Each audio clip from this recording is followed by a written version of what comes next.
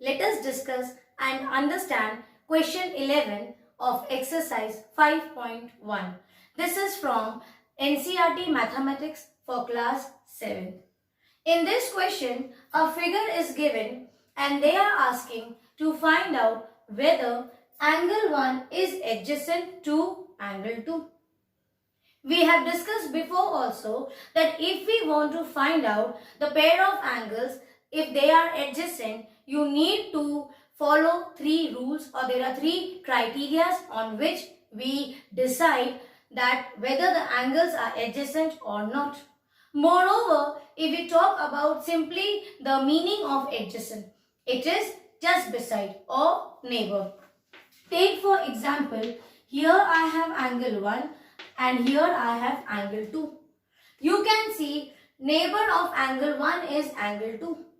So both are neighbors to each other. So they may be adjacent. But as I told you, there are three criteria on which we have to work and then decide. The first is that they should have a common vertex.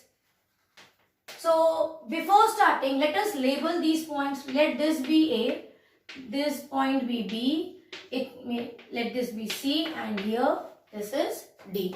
Now tell me, what is angle 1? You can write angle 1 as, where is it formed at? At point B. Keep that point in center. So two arms from where the angle is formed are A and C. Write down A and C. So angle 1 can be written as ABC, and this means the angle is formed at point B. Same way, let us find out for angle 2. How can you write angle 2 in other way? See, angle 2 is formed at C, point C. Write that in center. Now, angles are formed with the help of two sides or line segments. See here. So, what are these two line segments? Or line or ray? This is two rays are here, D and B. Write down on the either side. So, here you see angle 2 is formed at point C. Are the two vertex same? Are the angles formed at the same vertex? No. Vertex of both the angles formed are different.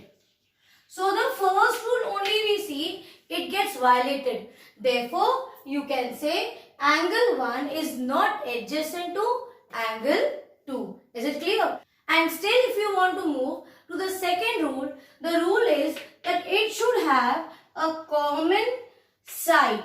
Correct? See, this is the common side for both. Second rule is correct. And the third rule is that the other non-common arms should move in opposite direction. That is also true. They are moving in either directions. Correct?